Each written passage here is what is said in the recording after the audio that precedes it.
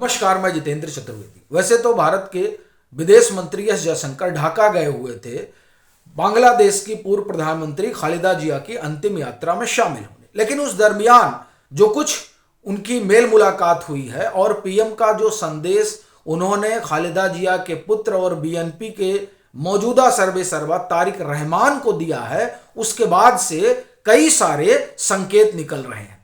तो वो संकेत क्या है?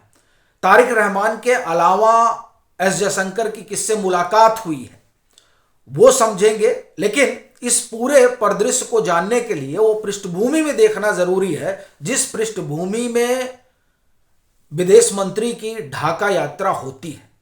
अब वो पृष्ठभूमि क्या है? देखिए, दो तीन घटनाएं बड़ी तेजी से बांग्लादेश में हुई हैं। पहली और जो सबसे बड़ी चीज हुई है वो ये कि जो प्रोग्रेसिव तबका शेख हसीना के खिलाफ मोहम्मद यूनुस के पक्ष में लामबंद हुआ था 2024 में, उसका मोह भंग हो चुका है यूनुस से और उस नेशनल सिटीजन पार्टी से जो यूनुस के साथ खड़ी थी शेख हसीना का तख्ता पलट करने में। खास तौर से महिलाएं जो हैं वो खासा नाराज हैं यूनुस को लेकर, चूंकि यूनुस के साथ बांग्लादेश का एक प्रोग्रेसिव तबका इसलिए जुड़ा था शेख हसीना के खिलाफ चूंकि उसको लगा था कि साहब ये नोबेल पुरस्कार विजेता हैं और फिर अमेरिका से इनका संबंध है, तो यानी बड़े ये मॉडर्न ख्याल के होंगे। इस बाबत जो है महिलाओं का एक बड़ा वर्ग जुड़ा था, लेकिन अब वो क्या देख रही हैं कि ये जमात के साथ मिल रहे हैं।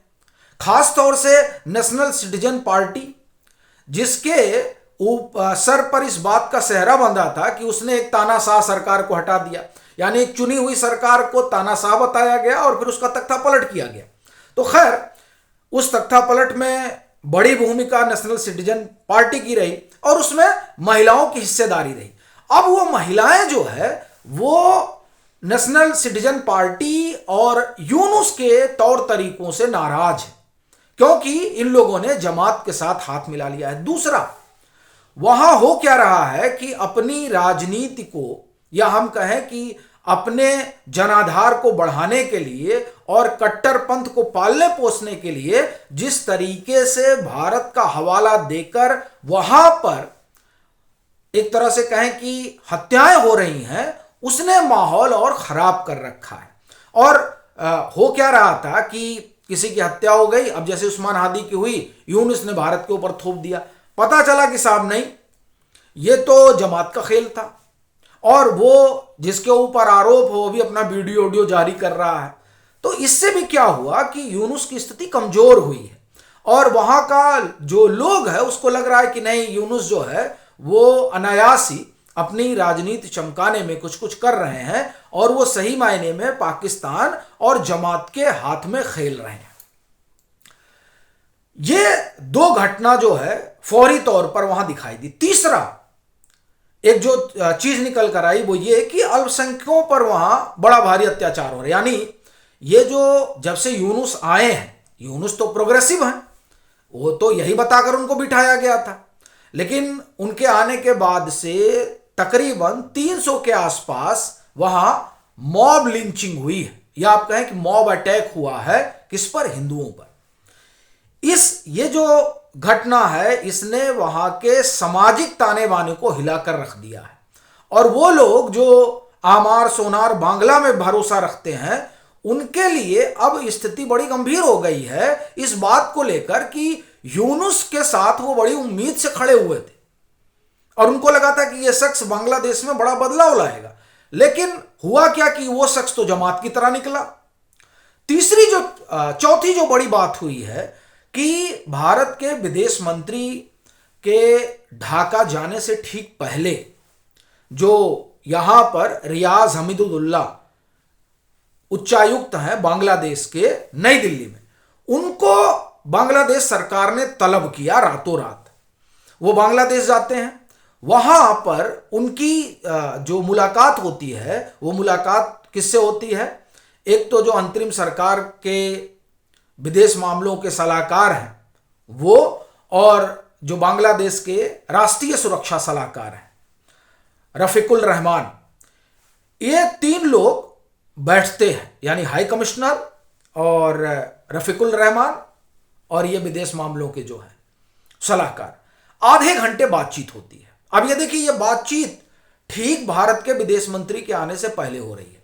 यानी जो समीकरण बदल रहे हैं और नए समीकरण बन रहे हैं, उन समीकरणों को ख्याल में रखते हुए दिल्ली के साथ कैसे संबंध बनाए रखने हैं, इसको लेकर एक बड़ी चर्चा हुई। अब ये पृष्ठभूमि है जिस पृष्ठभूमि में भारत के विदेश मंत्री एस जयशंकर ढाका पहुंचते हैं। ठीक है, अब वो जाते हैं और एक जो फ्रिनल था उसमें तो शामिल होंगे ही, लेकिन इसके जरिए भारत ने एक तरह से कहा जाए कि जो तलखी आई थी भारत और बांग्लादेश के संबंधों में, उसे सुधारने की कवायद है। लेकिन किसके साथ? उसके साथ जो एक डेमोक्रेटिक पार्टी है, ठीक है, जो चुनाव में हिस्सेदारी लेगी। लेकिन उससे भी बड़ी बात यह है कि रहमान से मिलते हैं, तारिक रहमान से, कौन? जयशंकर साहब, और एक लिफाफा उनको भेंट करते हैं। वो लिफाफा कहा गया कि शोक संदेश है पीएम का, जो उन्होंने भेजा है उनके लिए। लेकिन बड़ी बात यह है कि क्या यह मामला महज शोक संदेश का है? क्योंकि अगर शोक संदेश का ही मसला होता और इसमें शामिल होने का ही मसला होता तो कोई और भी शामिल हो सकता था, भारत का कोई डेलीगेट आ जाता। खुद विदेश मंत्री आ रहे हैं, इसका मतलब यह है कि कोई बड़ा मैसेज वो लेकर आए हैं जो उन्होंने तारिक रहमान को दिया है। और ये जो मैसेज है ये सिर्फ भारत का ही नहीं है, असल में ये शेख हसीना का भी मैसेज है। अब ये मैं क्यों कह रहा हूं, इस पर बात करूंगा, लेकिन वो मैसेज क्या है ये पहले हम लोग समझते हैं। देखिए, तारिक रहमान जो है ना, वो तकरीबन 17 साल से निर्वासित थे। अब वो लौट कर आए और लौट कर आने के बाद उनको जो कुछ यूनुस कर रहे हैं उससे अवगत कराया गया। चूंकि देखिए, वहां 12 फरवरी को चुनाव होने हैं 300 कॉन्स्टिट्यूएंसी के लिए, यानी आप कहें कि वहां पर आम चुनाव होने हैं। और उस आम चुनाव में बीएनपी का आना तकरीबन तय माना जा रहा है, और ये तकरीबन भारत ने सुनिश्चित कर दिया है। ये भी मैं बोल रहा हूं, क्यों बोल रहा हूं वो भी मैं आपको बताऊंगा। लेकिन पहले जो संदेश दिया गया है वो हम आपको बताते हैं। देखिए, यूनुस बांग्लादेश में भारत विरोधी हवा को बल दे रहे हैं, और उसमें उनके साथ आईएसआई खड़ा है, उसमें उनके साथ जमात खड़ा है, और उसमें उनके साथ टर्की खड़ा है। ये तीन चीजें सीधे तौर पर तारिक रहमान को बताई गई हैं कि जो बांग्लादेश है, जिस बांग्लादेश में कि आप अगुवाई करने वाले हैं, और जिस बांग्लादेश को 1971 में गढ़ा गया था, वो दरअसल लोकतांत्रिक मूल्यों पर खड़ा हुआ था। और वो जो मूल्य है, उस मूल्य में शरिया के लिहाज से तो सरकारें चलती नहीं है, वो तो संविधान के लिहाज से सरकारें चलती हैं। एक बात तो सबसे बड़ी चीज यह है कि आप सरकार चलाइए जब सरकार में आइए तो, लेकिन ये जो यहां चल रहा है इस पर गौर करिए, क्योंकि ये सिर्फ बांग्लादेश की सुरक्षा के लिए ही नहीं, पड़ोसियों के साथ संबंध के लिए भी जरूरी है कि बांग्लादेश में सब कुछ ठीक रहे। सिक्योरिटी की जो चुनौती है वो सिर्फ भारत के लिए नहीं है, वो बांग्लादेश की एकता और अखंडता के लिए भी है। क्योंकि जिस आग से यूनुस खेल रहे हैं, वो आग दरअसल, वो भूल जाइए कि उससे भारत को कुछ होगा, सबसे ज्यादा नुकसान बांग्लादेश को होगा। और इसका एक तरह से कहा जाए कि बानगी 1971 याद कर लीजिए। ये जो आज देख रहे हैं आप बांग्लादेश में, वही 1971 में चल रहा था, जब ये पूर्वी पाकिस्तान कहा जाता था। तो खेल ये है, तो इस खेल को उनको डिटेल में बताया गया कि किस तरीके से यूनुस यहां पर कर रहे हैं। दूसरा, उस्मान हादी वाले मामले को यूनुस हवा दे रहे हैं, और उस हवा देने के पीछे का सीधा सा कारण है कि जो कट्टरपंथी तंजीमें हैं उनको अपने साथ खड़ा किया जाए और जमात के लिए माहौल बनाया जाए। और उस्मान हादी कि जो वहां हत्या हुई, उस हत्या में भारत का कोई लेना देना नहीं है। भारत पहले भी स्पष्ट कर चुका है, लेकिन एक होता है ना कि अब विदेश मंत्री गए हैं तो जाहिर सी बात है कि पीएम ने उनको डिटेल में सारी ब्रीफिंग दी होगी, और वो ब्रीफिंग एस जयशंकर ने तारिक रहमान को दी, जिसमें उस्मान हादी वाला मामला भी शामिल है, चूंकि इस समय यही ट्रिगर पॉइंट है बांग्लादेश का, जिसकी वजह से वहां पर हिंसा भड़की है।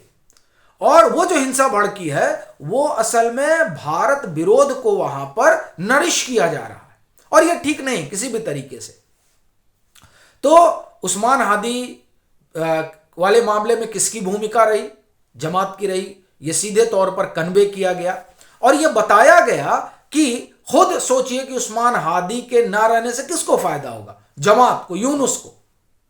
तो इसलिए ये पूरी डिटेल बताई गई, और रॉ की जो अपनी रिपोर्ट है, रॉ का ये मानना है सीधे तौर पर कि ये पूरा खेल यूनुस और जमात का है। इस बात को भी तारिक रहमान से साझा किया गया। ये इतनी बातें उन्हें बताई गई, और उनके एक उज्जवल भविष्य की कामना तो की ही जाएगी, साथ में जिस शोक से वो गुजर रहे हैं उसको लेकर संवेदना पीएम ने जाहिर की। ये तो एक मसला रहा जो तारिक रहमान से जुड़ा हुआ है। एक और घटना वहां घटी, वो घटना है, ये इनका नाम जो है सरदार अयाद सादिक, ये पाकिस्तान की जो असेंबली है उसके स्पीकर है। इनकी भी मुलाकात हुई, किससे? एस जयशंकर से। ये एक तरह से कहा जाए कि अनौपचारिक मुलाकात है, कोई ऐसा नहीं है कि इस मुलाकात की वजह से कोई भारत और पाकिस्तान के संबंधों में कोई बर्फ पिघलने जा रही है। लेकिन प्रश्न यह है कि ये जो मुलाकात है, ये मुलाकात अनायास नहीं है। इस मुलाकात की तस्वीर साझा की है मोहम्मद यूनुस ने। अब सवाल यह उठ रहा है कि ऑपरेशन सिंदूर के बाद इस मेल मुलाकात के क्या कूटनीतिक मायने हैं। ये जो अयाद सादिक हैं, ये शहबाज शरीफ के क्या हैं? बड़े करीबी हैं, और शहबाज शरीफ नवाज शरीफ के भाई हैं। नवाज शरीफ का एक तरह से कहा जाए कि आपको अगर ध्यान नहीं है तो ध्यान दिला दूं कि जब पीएम ने शपथ ली थी तो नवाज शरीफ को बुलाया था, पहली जब उनका 2014 में शपथ ग्रहण हुआ था। यानी नवाज शरीफ से पीएम के अपने रिश्ते ठीक हैं। अब ये देखिए, निजी संबंधों की बात कर रहा हूं, उसमें भारत पाकिस्तान वाला एंगल अब आया है कि इस मुलाकात में क्या कहा गया है। देखिए क्या है कि मुनीर जो है, मुनीर भी वही काम कर रहे हैं जो यूनुस कर रहे हैं। मुनीर क्या कर रहे हैं? मुनीर को लगता है कि वो मिट्टी उछाल देंगे, मिसाइल बन जाएगी और भारत इधर से उधर हो जाएगा। तो विदेश मंत्री ने, यानी एस जयशंकर साहब ने सादिक को बताया कि शहबाज से कहो कि मुनीर को समझा दें, नहीं मुनीर जो ये एयर डिफेंस सिस्टम एलओसी और बॉर्डर पर लगा रहे हैं उससे मुनीर बचेगा नहीं। एक बात। दूसरी बात, शरीफ को यह भी समझा दो, यानी शहबाज से कह दो कि उसको यह भी समझा दें कि अगर वो जमीन पर रहेगा तब तो ठीक है, नहीं तो उसे बचाने अमेरिका और चीन नहीं आएगा, क्योंकि इस समय मुनीर का दुस्साहस बढ़ गया है। और एक चीज और है, मुनीर से वहां की जो नेवी है, एयरफोर्स है, आईएसआई है, वो खार खाए बैठी है, क्योंकि मुनीर ने जो है सब कुछ अपने हाथ में ले लिया। यहां तक कि वहां की सरकार को भी उसने बाईपास कर दिया है। और ये जो वहां संविधान संशोधन कराया था मुनीर ने, उस संशोधन के बाद वो सर्वे सर्वा बन गया है। तो एक तरह से कहा जाए कि शहबाज शरीफ को भी उसने अंडरमाइन कर दिया है। तो ये जो मुलाकात है, ये मुलाकात भाई है, वहां तो मुलाकात होगी, लेकिन इस मुलाकात की जो चर्चा है वो चर्चा अनायास नहीं है। वो सीधे तौर पर धमकाया गया है शहबाज शरीफ को कि वो जाकर मुनीर को बता दे, नहीं तो अज्ञात वीरों का खेल तो बहुत है। मतलब अब ये उन्होंने एस जयशंकर ने कहा नहीं कहा मुझे नहीं मालूम, लेकिन अज्ञात वीर तो चल ही रहे हैं। और डिप्लोमेसी में बात जो है वो संकेतों में होती है। और चूंकि यूनुस ने साझा किया तो यूनुस बड़े ग्रेटर बांग्लादेश की बात करते हैं, तो यूनुस को भी कायदे से कह दिया होगा क्या सादिक से कि समझा दो कि कायदे में रहोगे तो फायदे में रहोगे, नहीं तो अज्ञात वीर तो कहीं भी पहुंच सकते हैं।